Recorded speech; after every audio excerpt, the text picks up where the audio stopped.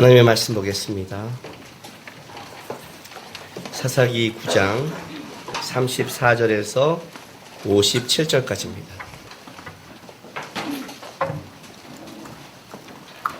하나님의 말씀 사사기 9장 34절에서 57절까지의 말씀 우리가 한 절씩 교독하겠습니다.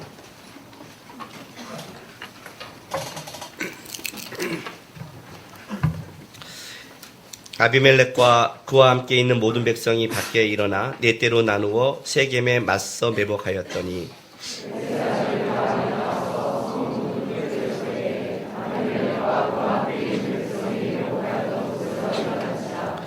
가을이 그 백성을 보고 수불에게 이르되 보라 백성이 산꼭대기에서부터 내려오는도다 하니 수불이 그에게 이르되 내가 산 그림자를 사람으로 보았느니라 하는지라.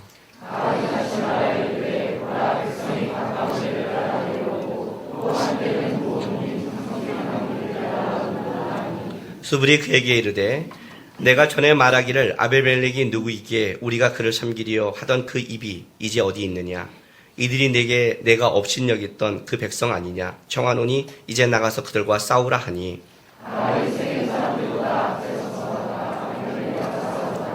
아비멜렉이 그를 추격하니 그 앞에서 도망하였고 부상하여 엎드린 자가 많아 성문 입구까지 이르렀더라.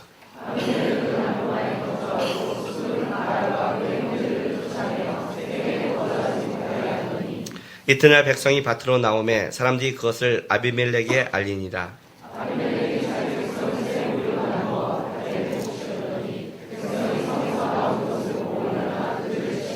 아비멜렉과 그때는 돌격하여 성문 입구에 서고 두 무리는 밭에 있는 자들에게 돌격하여 그들을 죽이니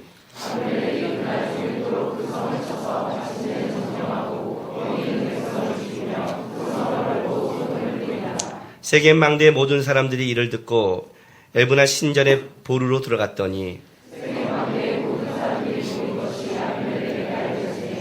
아비멜렉 및 그와 함께 있는 모든 백성이 살몬산에 오르고 아비멜렉이 손에 도끼를 들고 나뭇가지를 찍어 그것을 들어올려 자기 어깨에 메고 그와 함께 있는 백성에 이르되 너희는 내가 행하는 것을 보나니 빨리 나와 같이 행하라 하니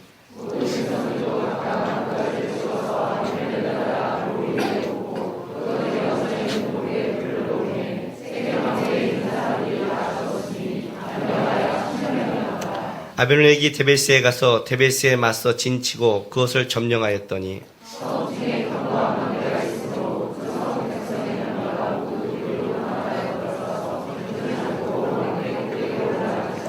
아비멜렉이 망대 앞에 이르러 공격하며 망대의 문에 가까이 나가서 그것을 불사르려 하더니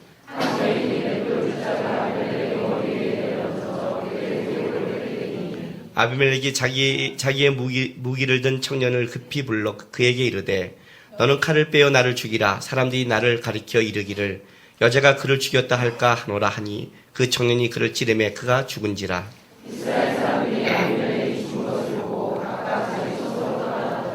아비멜렉이 그의 형제 70명을 죽여 자기 아버지에게 행한 악행을 하나님이 이같이 갚으셨고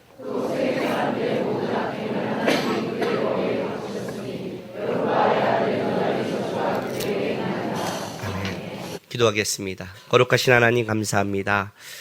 이 시간 우리가 주의 귀한 말씀을 듣습니다. 하나님 매주 말씀을 듣지만 이 말씀이 그냥 우리의 종교적인 어떤 성품이나 마음이나 그런 닦는 그런 말씀이 아니라 우리 삶이 바뀌고 주의 말씀을 따라가는 말씀이 되게 전한 자와 듣는 모든 자에게 역사하여 주옵소서. 이 시간 또 주 앞에 우리 성도들이 드린 귀한 예물을 위해 기도합니다. 하나님 열심히 세상에서 살아가면서 애쓰며 살아가고 있는데 주님의 도움 없이 우리가 살아갈 수 없음을 고백합니다. 성도들의 땀과 눈물 열심 속에 열매 걷게 하셔서 항상 주님의 도움 가운데 영육간에 채우시고 감사하는 역사가 일어날 수 있도록 도우시고 함께하여 주옵소서. 감사하며 예수님의 이름으로 기도했습니다. 아멘.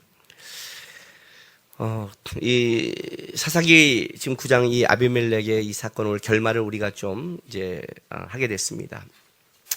그러나 요 결말은 단순하게 사사기 중간에 있는 부분이지만 굉장히 우리에게 이 사사기 중요한 그 부분을 가리키고 있습니다. 아도사사는 굉장히 우리가 알고 있는 유명한 사사, 뭐 두보라, 기드온 같이 유명한 사사가 있고, 하나님이 그를 통해 구원의 역사를 보여주는 그런 사사다운 사사, 구원자를 하나님이 보내셨 그런 사사들이 앞에 있고, 뒤에는 좀 우리가 많이 들었지만 약간 앞사사보다는 약간 모자란, 두보라, 기드온 그런 게 아니라 뭐예요? 입다, 삼손. 뭔가 사사고 힘도 센데 뭔가 좀 그런, 이게 좀 차이가 약간 나눠지기 시작합니다. 그 차이의 사이에 누가 있다고요? 아비멜렉이 있는 겁니다. 그러니까 아비멜렉은 다시 한번 앞에와 뒤에 그걸 정리하고 이제 넘어가기 전에 도대체 사자시대가 왜 이렇게 타락했고, 그리고 도대체 하나님의 구원 역사 속에 인간은 왜 그런가를 마지막에 딱 한번 이렇게 정리를 해주는 것이 아비멜렉 사건이에요. 이제 오늘 우리가 정리를 보게 됩니다. 그런데 여러분 이제 이 아비멜렉의 이 사건을 볼 때 한 가지 여러분이 좀 보는 시야를 좀 바꿔야 될 게 하나 있습니다. 이 사건을 고려시대, 조선시대 얘기로 보면 안 됩니다. 제가 모퉁이돌 선교회 이삭 목사님이라고 계십니다. 이삭 목사님이라고 7살 때부터 어머니께서 그 목사님한테 너는 북한을 위해 죽으라고 말한, 그래서 북한을 향한 열정과 거기서 내려온 분이니까 그런 선교사님입니다. 그분이 뭐라고 말했냐면 자기는 1년에 한 번씩 일주일씩 이스라엘을 간대요. 어떤 기도원부가 어떤 곳에 가는 것보다 그냥 이스라엘을 가면 회복이 된대요. 저는 이제 그 말의 의미를 잘 몰랐어요. 왜냐면 저는 그것보다는 지중해나 몰디브나 뉴질랜드 이런 데 가도 회복되리라고 생각했잖아요. 아무리 사진을 봐도 이스라엘이 그렇게 땡기지 않거든요. 광야가 땡기겠어요? 캐나다나 스위스나 이런 데가 땡기죠. 근데 이번에 이제 성주세를 갔다 오면서 내가 느낀 게 뭐냐면, 역사의 무서움을 알게 됐습니다. 역사라는 것이 굉장히 무섭다는 걸 알겠어요. 역사라니까 대단하게 보지 말고요. 여러분의 인생 속에 과거를 바꿀 수 있어요? 과거를 못 바꾸고 그게 역사라는 거예요. 하나님이 역사 속에 일했다는 건 뭐냐면 하나님이 일하는 거를 바꿀 수 없다는 뜻입니다. 그게 역사의 무서움이에요. 우리가 살아가는 인생 속에 우리의 무서움이 뭐가 있는 줄 아세요? 여러분이 줬던 겪은 것을 내가 지금 아무리 후회하고 아무리 바꿀 수 없다는 겁니다. 그것이 시간과 공간 안에 살아가는 인간이에요. 인간. 그런데 역사가 바꿀 수 없다는 건 우리 내가 과거에 지은 죄가 어떻게 해요? 그렇죠? 그것만 있는 게 아니라 주님이 행하신 일도 바꿀 수 없다는 거예요. 이스라엘 가서 딱 느낀 게 뭐가 다르냐면 다음에 제가 가면 저는 이스라엘만 가고 싶어요. 그리고 천천히 가고 싶어요. 오전에 한 군데 오고 오후에 한 군데 보고 그냥 갈릴리 바다에서 발 담그고 그냥 그러고 있고 싶어요.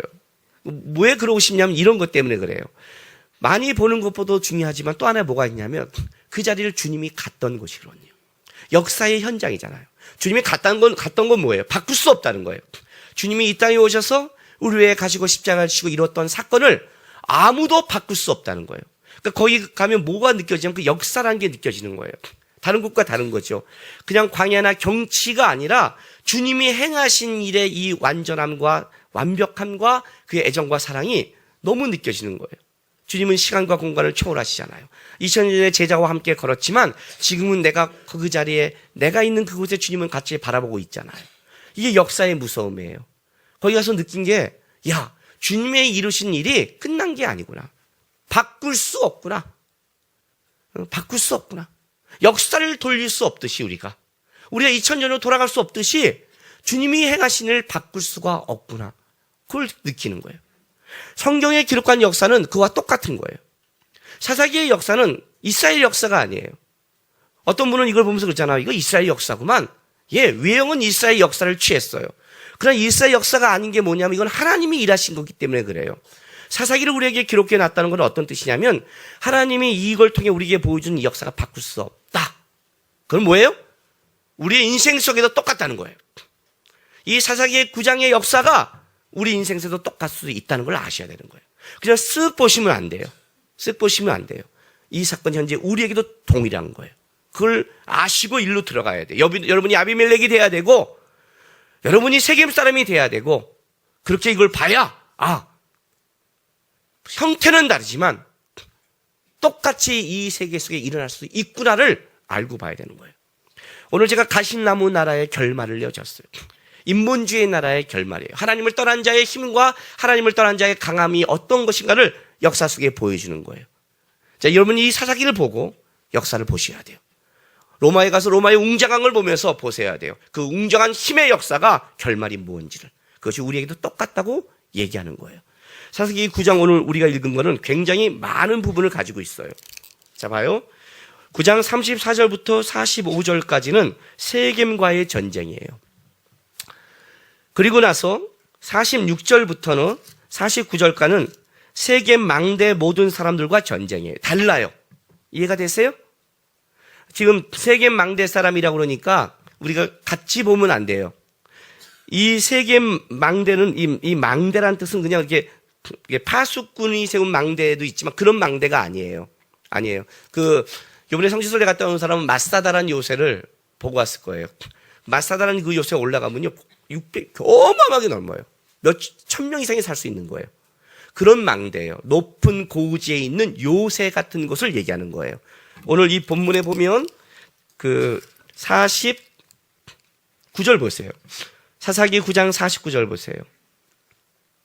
모든 백성들도 각각 나뭇가지를 찍어서 아비멜렉을 따라 보리 위에 놓고 그것들을 얹혀 있는 보리에 불을 놓음에 세겜 망대에 있는 사람들이 다 죽었으니 남녀가 뭐예요?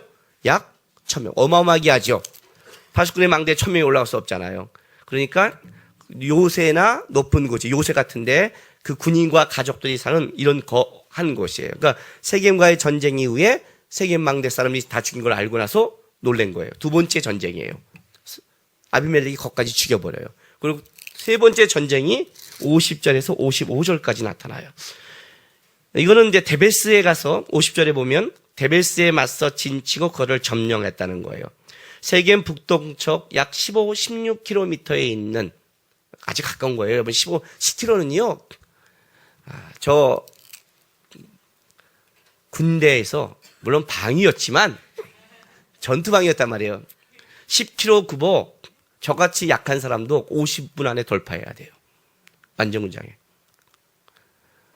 목사님은 어떻게 하셨나요? 묻지 마세요. 어쨌든 보통 사람들이 군장에 뛰면 그 정도예요. 이건 되게 가까운 거리예요. 실제로. 그러니까 얼마나 빠르겠어요. 전쟁하고 오면. 이 데베스 사람들은 왜 베란간 이 사람들을 죽였을까 하면 세겜과 같이 아마 아비멜렉의 반역에 동참했을 거예요. 그러니까 여기까지 온 거예요.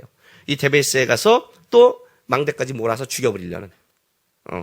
여기서 이제 여인이 던진 맷돌에 맞아 죽지요. 어떤 세 번의 전쟁을 겪는 거예요. 그 전쟁을 겪고 뭐라 그러는 거예요? 아비멜렉이 무서운 사람이에요. 한 번 결심을 하면요 끝장을 보는 사람이에요. 대충이 없어요. 얼마나 무서운 줄 아세요? 이거 보세요. 그 34절 보면 네 대로 나누어 세겜 밭에 매복하지요. 그죠?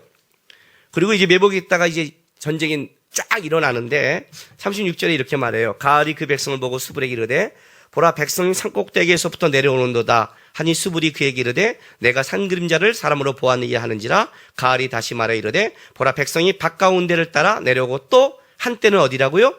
무은이 상수리 길을 따라오는도다 이렇게 말을 해요. 여기 이 산꼭대기라는 것은 우리 성경에는 그냥 산꼭대기에서 내려오는 것 같이 말하지만 사실은 산과 꼭대기의 복수형이에요. 그러니까 이건 하나의 산과 하나의 꼭대기가 아니죠. 유대 강야 보면 이런 산 같은 게 계속 있거든요. 그러니까 최소한 2개 이상에서 쫙 내려오는 거예요. 그리고 밭과 상수리 나무 4대잖아요. 밑에 2대가 있고 위에 2대가 있어 내려오는 거예요. 내려오니까 내려온다 그랬더니 수불은 저쪽 편이 그러니요. 아비멜렉 편이니까 뭐라냐면 산 그림자라는 거. 이게 무슨 말이냐면 내려올 때 해가 동쪽에 뜰 때 내려오니까 그림자는 어떻게 돼요? 산 쪽으로 이렇게 지잖아요. 산 쪽으로 지잖아요. 그러니까 군대가 내려오는데 수불이 아니야. 산 그림자야라고 약간 시간을 이렇게 혼란을 주려고 가을에게 그런 말을 쓴 거예요. 근데 어쨌든 4대가 쫙 내려왔어요. 기습작전이죠. 완전히 기습작전에 성공을 했어요. 성공 딱 하고 나니까 어떤 일이 벌어졌냐면 41절 보세요. 아비멜렉은 아루마에 거주하고 아직 이제 가지 않았어요. 수불은 가을과 그 형제들을 쫓아냈어요. 이제 전쟁에 패했는데 쫓아내어 세겜에 거주하기 못하게 하더니 그래요. 이 쫓아내다라는 단어, 추방하다는 단어인데 창세기 3장 24절 보세요. 창세기를 보면 이 단어가 어느 정도 추방인지 정확하게 알게 돼요. 창세기 3장 24절. 찾으셨어요? 이같이 하나님이 그 사람을 쫓아내시고 에덴 동산 동쪽 그룹들과 두루 도는 불길을 두어 생명나무 길을 지게 하다. 이 쫓아내고와 같은 단어예요. 예? 하나 더 볼까요? 창세기 4장 14절. 바로 옆에 있으니까 보는 거예요. 자, 카인이 주께서 오늘 이 지면에서 나를 쫓아내시온즉, 여기서 쫓아내다는 뜻은 이혼하다, 인연하다는 뜻을 갖고 있어요. 완전히 끝난 거죠. 응? 내가 주의 낯을 뵙지 못한 이 쫓아내는 거예요. 그러니까 이 스불이 완전히 추방한 거예요. 완전히 이혼하고 끝낸 사건이에요. 가을에 편들어가 이제 완전히 딱 쫓아내고 해결이 됐어요. 스불은 또 누굴 편이냐면 아비멜렉 편이란 말이에요. 원래는. 그런데 이튿날 보세요. 다시 이튿날 백성이 밭으로 나오매 사람들이 그것을 아비멜렉에 알렸어. 이제 백성이 다 쫓아냈고 전장에서 아비멜렉이 이겼고 다 끝났으니까 뭐예요? 이제 밭에 나와 생계를 볼 거 아니에요. 이제 아비멜렉이 전쟁 이겼고 나왔어요. 알려줬어요.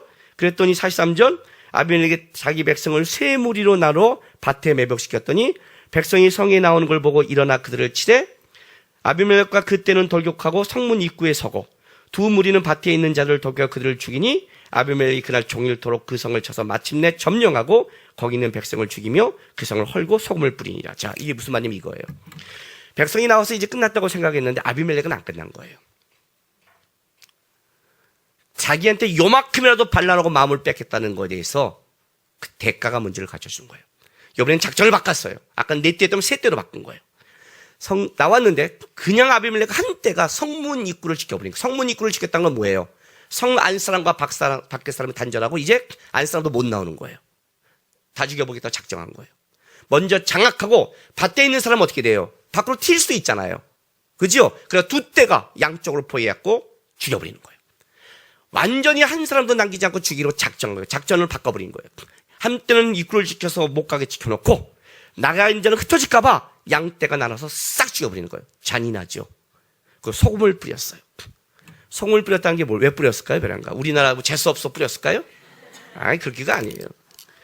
시편 107편 34절 보세요. 시편 107편 34절.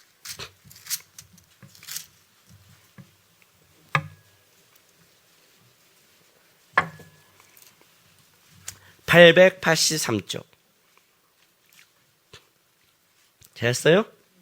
그 주민의 악으로 말미암아 옥토가 변하여 뭐가 돼요? 염전이 되게 하시며 그 주민의 악으로 말미암아.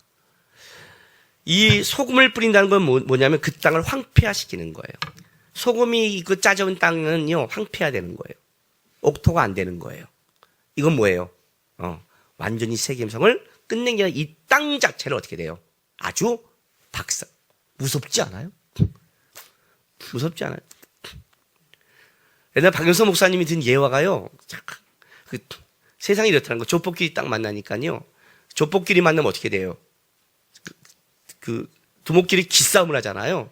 앞에 사람이 딱 담배를 보니까 앞에 있는 그 두목이라고 그러나?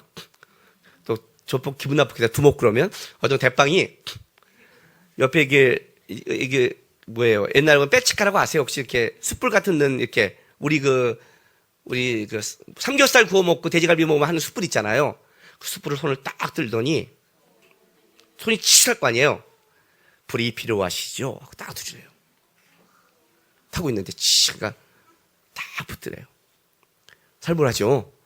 그리고 이제 그러고 한 잔 딱 주니까 저쪽에 있는 두목이 자기가 기를 주게 되니까 안주가 필요하겠네. 불이 있는데 하고 자기 허벅지에 살을 쫙 자르더니 그걸 불에 칙 하면서 이 고기라도 한 잔 안주로 하시죠. 그 얘기를 한 거예요. 이러죠? 예. 저는요, 물론 이건 예화에 불과하지만 나는 인간의 악함은 이거보다 더하다고 생각을 해요. 인간의 악함은 더한 거예요. 교통사고 한번 놔보세요. 나는 예의와 신사가 몇 명이나 있는지 모르겠어요. 진짜로 몇 명이나 있는지 모르겠어요. 이건 일단 내려와야 되잖아요. 왜 이렇게 내려요? 진짜 이렇게 내릴 사람이 몇 명이나 될까요? 내려서 이상해서 병원에 갈 수는 있을지 모르지만 딱 하자마자 이거부터 나오는 거는 왜 그럴까요? 왜 그럴까요? 이 문제가요. 저번에 한번 그 결혼식장 갔다가 내가 나와서 오토바이랑 두들겼더니 그분 오자마자 첫 마디가 그거잖아요. 고함 치면서 왜 받으려고 그래? 이건 뭐 상식도 없고 아무것도 없는 거예요. 막 지랄하다가 물어줄게 걱정하지 말라고. 걱정하지 마. 보험 들고 다 걱정하지 마. 몸은 괜찮으시냐고. 그다음에 여기 우리 그 자동차에 단 거 있잖아요. 블랙박스. 그죠? 이거 찍혀 있으니까 이거대로 다 하면 되니까 딱 보자마자 그 사람이 에이씨 하고 가버렸어요. 도대체 뭘까요, 세상이? 난 이보다 더하다고 생각해요. 세상의 악은 무서운 거예요. 그냥 끝내지 않는다니까요. 황폐화시키는 거예요. 아주 무서운 거예요. 더 나갈까요? 여기서 끝나지 않았어요. 이제는 세계 싹 죽여버리니까 세계를 망대 모든 사람이 이를 들었어요. 아비멜렉이 완전히 박살내고 든 거예요. 그래서 엘본의 신전으로 갔는데 이건 언약의 신이라는 뜻이에요. 신전 안에 들어갔어요. 일단 자기 신이 자기를 보호하기를 신의 부탁을 하기도 하고 또는 아비멜렉이 사실은 바알을 의지해서 왕이 됐기 때문에 그런 어떤 여러 가지 요소 때문에 신전 안에 들어가서 신전 요새잖아요. 들어갔어요. 그랬더니요. 아비멜렉이 와서 오자마자 뭐 한 줄 아세요? 가서 나무를 자르면서 자기와 같이 하라는 거예요. 다. 그리고 나서 어떤 짓을 하냐면요. 보세요. 49절 보세요. 모든 백성도 각각 나뭇가지를 찍어서 아비멜렉을 따라 보루 위에 놓고 그거를 얹혀있는 보루 위에 불을 놓으며 세겜 망대에 있는 사람들이 다 죽었으니 남녀가 약 1000명이라고. 완전히 나무를다가 보루 위에 다 놓고 불을 뗀 거예요. 완전히. 아니 1000명이나 있는 데가 아무리 뜨거워 죽었을까요? 그걸 말하는 게 아니에요, 여러분. 연기와 모두 아이들 그 신전이라면 안에 막혀있을 거 아니에요. 질식과 연기를 통해서 완전히 다 죽여버린 거예요. 불이 나면 뭘로 먼저 죽어요? 질식사나지요. 싹 죽여버렸어요. 불태워버렸어요. 무섭지 않아요? 여기서 끝나지 않았어요. 데베스로 뛰어가는 거예요. 데베스는 얼마나 놀랐겠어요, 또. 예? 그러니 51절에 성읍 중에 견고한 망대가 있는 거예요. 이건 좀 견고한 거예요. 신전으로 가면 안 된다는 걸 알았어요. 그죠? 견고한 망대가 있는 거예요. 글로 도망갔어요. 꼭대기에 올라갔어요. 52절 보세요. 아비멜렉이 망대 앞에 이르러 공격하여 망대의 문에 가까이 나가니 그것을 불살이라 하더라. 그래서 세겜 망대처럼 똑같이 그 전법을 쓴 거예요. 불태워 싹 죽여버리려고. 그랬는데 어떤 일이 벌어졌냐면 한 여인이 맷돌 윗짝을 아비멜렉의 머리 위에 내려 던져 그게 어떻게 해요? 던졌는데 두개골이 깨졌어요. 피를 흘리면서 아비멜렉이 자기 무기 든 청년에게 여인에게 죽었다는 것은 장수의 수치니까 어떻게 해요? 나를 찔러다 죽인 걸로 이 전쟁이 끝난 거예요. 너무 허무해졌죠. 자, 사사기 9장에 왜 이 문제를 끄집어내기 시작했을까요? 자, 결론을 좀 보고 얘기를 할게요. 56절, 57절 결론을 이렇게 내려줬어요. 아비멜렉이 그의 형제 70명을 죽여 자기 아버지에게 행한 악행을 하나님이 이같이 갚으셨고 또 세계 사람들의 모든 악행을 하나님이 그들의 머리에 갚으셨으니 여룻바알의 아들 요담의 저주가 그들에게 응하니라라고 결론을 내려준 거예요. 하나님이 갚으셨다. 하나님이 갚으셨다. 그리고 여룻바알의 아들 요담의 저주가 통했다라고 이 아비멜렉 사건을 끝낸 거예요. 도대체 하나님이 왜 미리 안 갚았을까요? 왜 69명의 아들이 죽을까지 놔뒀을까요? 왜 여기까지 끄라고 하나님은 이렇게 얘기하실까요? 왜 하나님은 이걸 우리에게 겪게 하실까요? 여러분, 역사의 무서움을 제가 얘기했죠. 그죠? 우리 사람이라는 존재는 어떤 존재냐면요. 놀랍게도 하나님이 이렇게 말씀하면 그 말씀에 굴복하지 않는다는 거예요. 그 죄성이라고 그래요. 놀랍게도 그래요. 여기서 신앙이 깊은 사람은 어떤 사람이냐면요. 여기서 신앙이 깊은 사람은 그 사람이 하나님에 대한 열심과 사랑이 아니라 인생 속에서 하나님이 아니면 안 된다는 걸 한번 겪은 자가 신앙이 깊어져요. 어떤 사람이 죄를 안 짓는 줄 아세요? 어떤 사람이 죄를 한번 지어놓고 그 죄가 얼마나 아프고 얼마나 끔찍한 거를 겪게 되면 그 죄를 못 가는 거예요. 그 죄를 못 가는 거예요. 너무나 그게 아프니까. 사람은 그냥 변하지 않는다는 거예요. 하나님이 우리 그걸 겪게 하신 이유가 있어요. 오늘 이 본문의 아비멜렉의 가장 큰 문제가 뭐라고 생각하세요? 이 본문의 강조점이 두 개가 하나 있어요. 보세요. 53절 보세요. 한 여인이 맷돌 윗짝을 아비멜렉이 어디에 던졌어요? 머리를 맞춰서 던졌을까요? 여인이 맷돌을 드는데요. 윗짝만 가져갔어요. 무거운 거예요. 그잖아요. 뭐 삼손 같은 여자예요? 아니잖아요.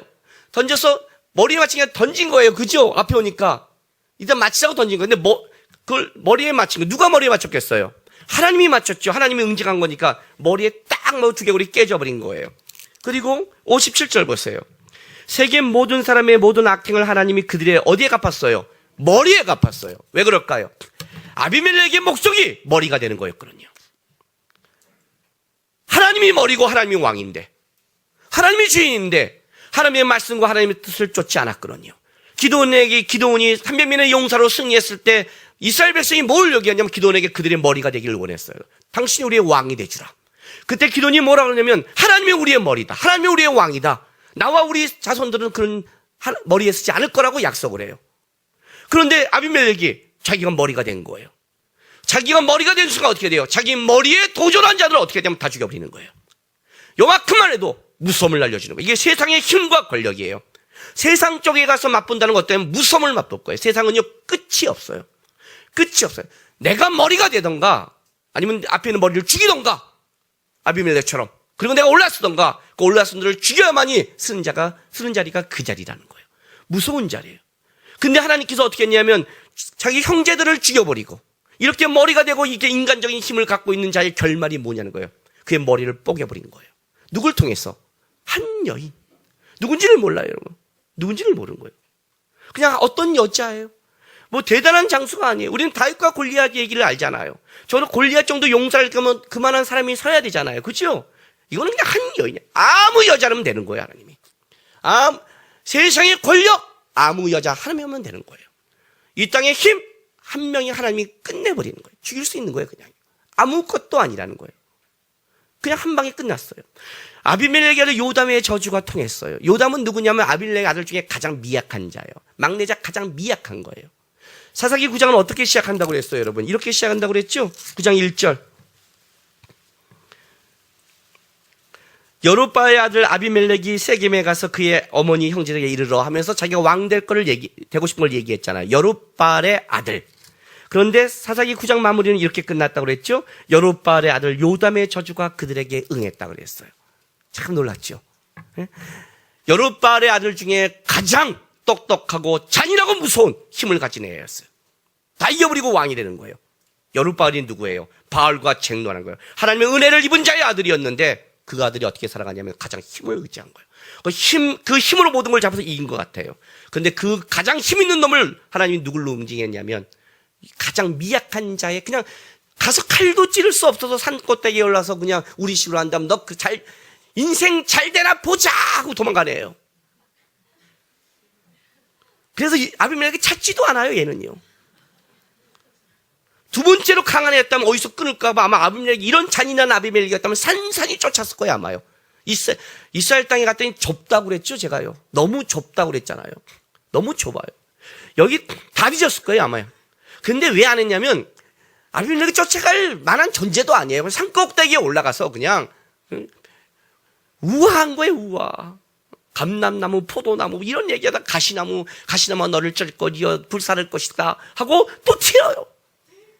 그러니 얘를 쫓아가서 뭐 하겠어요? 우리가 보기에는 안 되니까 저쪽에서 그냥 그런 애니 놔뒀어요. 그런데 그 말을 하나님이 이루신 거예요. 걔가 강한 게 아니라 하나님이 강한 거예요. 지금 그걸 양쪽에 보여주기 시작하는 거예요. 그대로 해주죠, 그대로. 보세요. 요담의 우화 한번 볼까요? 9장 15절. 가시나무가 나무들에게 이르되 만일 너희가 참으로 내게 기름을 부어 너희 위에 왕으로 삼겠거든 와서 내 그늘에 피하라. 그래야지 아니면 불이 가시나무에 나와서 뭐라고요? 레바논의 백향목으로 사를 것이다. 자, 가시나무에 그늘이 없다고 그랬죠. 가시나무는 가까이 가면 어떻게 된다고요? 아프다고 찌른다고 그랬어요. 아비멜렉을 3년 동안 왕 노릇시켰더니 좋은 게 아닌 거예요. 찌르는 거예요. 그래서 반란을 일으켰어요. 그랬더니 어떻게 해요? 백향목을 불사를 거라고 그랬죠. 세계를 망대에 와서 진짜 불살라서 진짜 죽여버리는 거예요.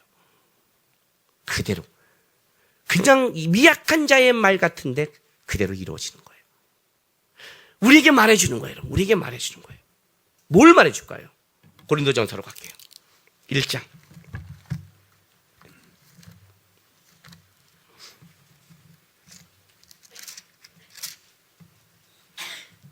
25절 보세요. 신약성경 264쪽.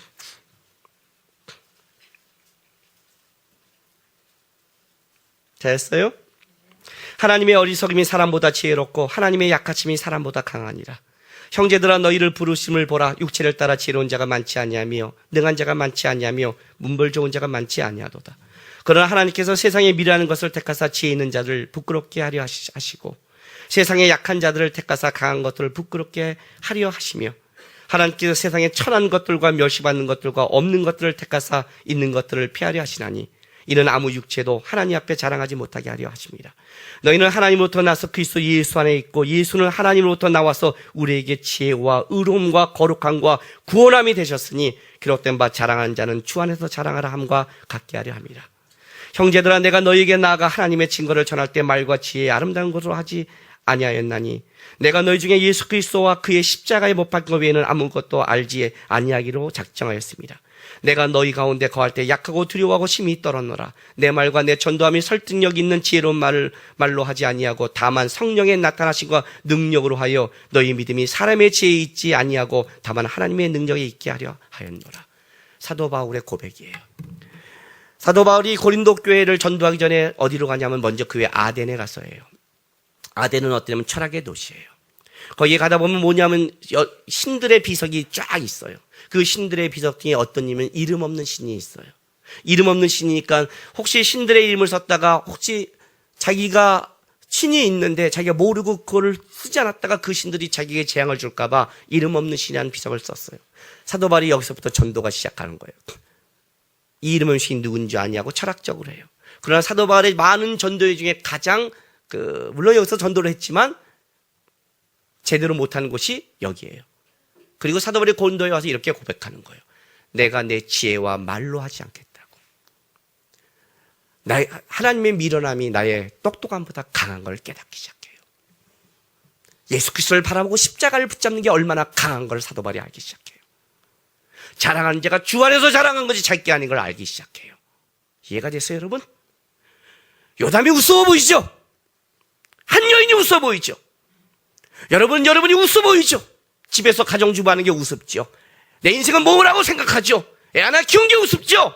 그 한 여인이 아비멜렉을 죽일 수 있는 쓰임받는 사람이었어요.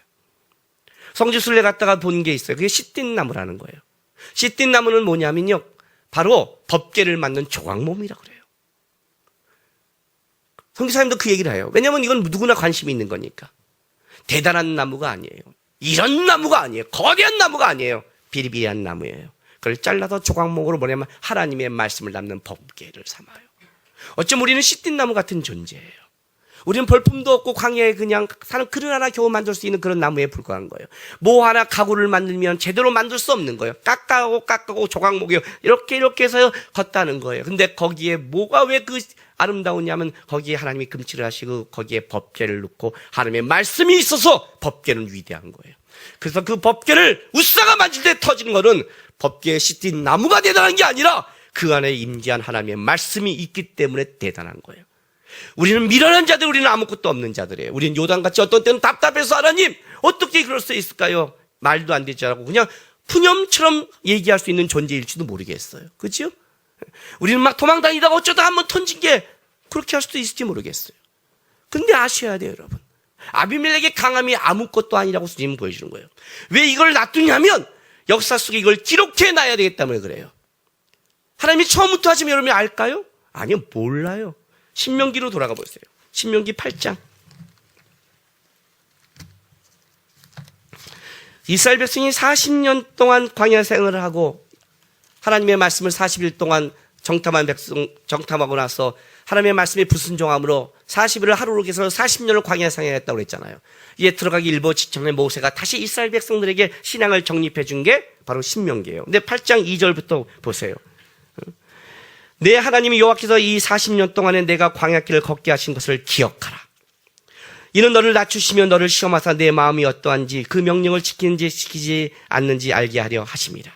너를 낮추시며 너를 줄이게 하시며 또 너도 알지 못하며 내 조상도 알지 못하던 만나를 내게 먹이신 것은 사람이 떡으로만 사는 것이 아니요 여호와의 입에서 나오는 모든 말씀으로 사는 줄을 내가 알게 하려 하심이라.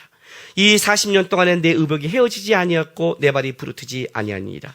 너는 사람이 그 아들을 징계함과 같이 내 하나님 여호와께서 너를 징계하신 줄 마음에 생각하고 내 하나님 여호와의 명령을 지켜 그의 길을 따라가며 그를 경외할지라. 이해가 됐어요? 하나님이 40년을 돌렸어요. 왜 돌렸을까요? 징계하셨어요. 왜 징계하셨을까요? 너무 잔인하지 않아요? 40일 정탐했다고 그걸 굳이 따져서 하루에 1년이에요. 너무 세지 않아요? 자식들 뭐 잘못할 때마다, 한 번 할 때마다 오케이, 너 잘못했어 할 때마다 한 달씩 뭘 밥을 못하게 해보세요. 뭐 할 때마다 용돈, 뭐 한 번 할 때마다 너 용돈 한 달 안 줘. 용돈 안 주면 우리 애들 아마 용돈을 평생 못 받을 거예요. 주님이 여러분 인생 속에 똑같이 하실 거예요. 잘못할 때마다 한 달 월급 까 그러면 여러분은요 평생 못 받아요. 너무 세지 않아요? 하루로 1년으로? 야, 40일 할 게 만경이지 만약에 60일 했다면 어떻게 돼요? 하루가 너무 세죠? 우리 지네끼리 싸울 수 있어요. 거봐, 씨, 내가 좀 일찍 가지. 이럴 수 있잖아요. 그 3일만 일찍 가도 3년인데. 그럴 수 있잖아. 너무 세죠? 왜 40년을 돌게 할까요? 성경에 40이라는 숫자가 어떤 개념이 있다고 그랬어요? 어떤 역경과 고난을 통해서 그것을 새롭게 하는 게 40이라는 숫자였죠. 예수님의 40일의 금식기도, 모세의 40일, 그죠? 홍수 때 40일 오는 것, 광야 기간 40년, 어떤 역경과 고난을 통해서 그를 새롭게 하는 것. 왜 주님이 이렇게 했을까요? 이걸 가르쳐 싶은 거예요. 벌을 주고 싶은 게 아니라 이스라엘 백성들이 먹어야 가고 물이 있어야 가고 그 세상 것이 없으면 못 산다고 말을 하니까 주님께서 40년 동안 걷게 하시면서 보여주는 거예요. 너의 신발이 언제 떨어졌냐? 너가 언제 굶었냐? 살아있지 않냐고. 살아있지 않냐고 너가 지금. 니네가 불순종인데도 만나를 주지 않냐는 거예요. 만나는 뭐예요, 여러분? 하나님 주신 신령한 음식이에요. 근데 누구한테 줘요? 불순종한 자들한테 줘요. 왜 불순종한 자한테 줘요? 불순종한 벌은 주지 말아야죠. 아니요, 가르쳐주고 싶은 거예요. 가르쳐주고 싶은 거예요. 하나님의 만나를 계속 준 거예요, 불순종하는데. 근데 죽지 않는다는 걸 가르쳐주는 거예요. 먹여주는 걸 가르쳐주는 거예요. 하나님의 강함이 너희의 세상 거를 능히 이길 수 있다는 걸 보여주는 거예요. 지금 그 얘기를 하고 싶은 거예요. 역사 속에서. 이스라엘 백성들이 기억하래요. 40년 동안 헤어지지 않는 것을, 떡으로 살지 않는 것을, 하나님의 말씀을, 살아계신 하나님의 능력으로 살고 있는 것을 기억하라는 거예요. 기억하라. 기억하라. 그 역사 속에서 보여주는 거예요. 역사 속에서. 우리 인생에도 하나님이 그렇게 일할 때가 있어요. 하나님이 우리 기도에 침묵하는 것 같고 아비멜렉의 강함을 속에 우리를 놔둘 때가 있어요. 왜요? 왜요? 그게 아무것도 아닌 걸 우리 역사 속에 보여줄 때가 있는 거예요. 그래야 우리가 어디에 마음을 둔지를 알고 우리가 뭘 의지한지를 알고 우리가 진짜 하나님을 쫓는지를 그래야 알기 때문에 놔두는 거예요. 하나님이 안 계신 게 아니라 그래야 우리가 아는 거예요. 우리 인생 전체를 통해서 하나님이 하나님이 되심을 드러내고 싶은 거예요. 지금요. 이게 사사기예요. 하나님이 구원자라는 거예요. 이스라엘이 구원 받을 만해서 구원한 게 아니라 하나님이 구원자라는 거예요. 아비멜렉을 구원자로 선택했냐? 아니라는 거예요. 세상의 구원자는 자기가 구원자면 구원을 한 만큼 그만큼 대가를 요구할 거다. 무섭게 요구한다. 가시나무처럼 요구한다. 만약 거기에서 도전하면 잔인하게 보복할 거다. 우리 하나님은 어떠하냐면 이렇게 아비멜렉을 선택한 자를 어떻게 돼요? 죽이지 않는 거예요. 광야길을 도는데 죽이지 않는 거예요. 그게 하나님이라는 거예요. 하나님은 죽이지 않는다. 하나님은 그래도 구원한다. 그리고 좀 이따 사사기의 역사가 또 이어져 가는 거예요. 하나님이 구원하신다. 하나님이다. 요단 같은 자를 말도 하나님은 들으신다. 미련 자를 통해 일하신다. 미련 자를 통해 하신다. 한 여인을 통해도 일하신다. 내 인생에 가치가 있을까? 너가 가치를 정하는 게 아니라 하나님이 붙잡으면 내가 가치 있는 존재가 되는 거예요, 여러분. 그 얘기하는 거예요. 그걸 믿으라는 거예요. 지난주에 내가 광고할 때 이거만 했죠. LIG에서 요번에 다자이트 썼다고 그랬죠. 무슨 콘서트 있다고 그랬잖아요.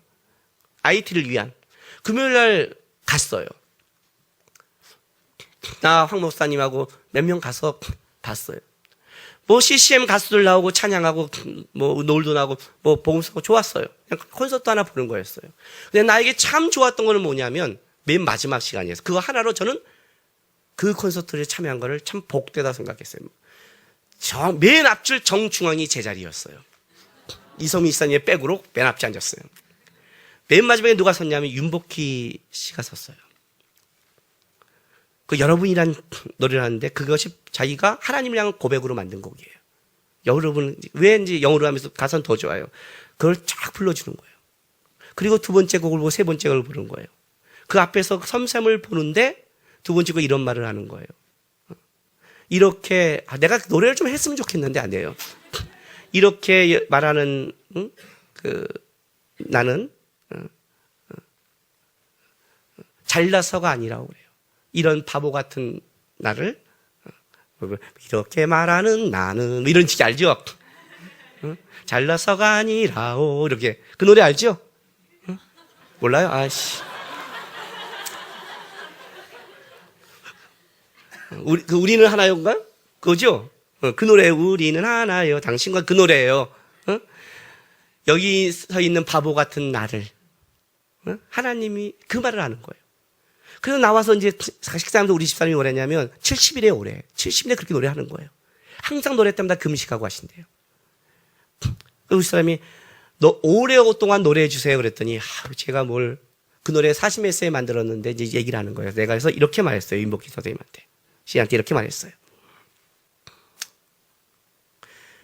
이렇게 말하는 바보 같은 나를 이 말이 40대에 말하는 것과 50대에 말하는 것은 다릅니다.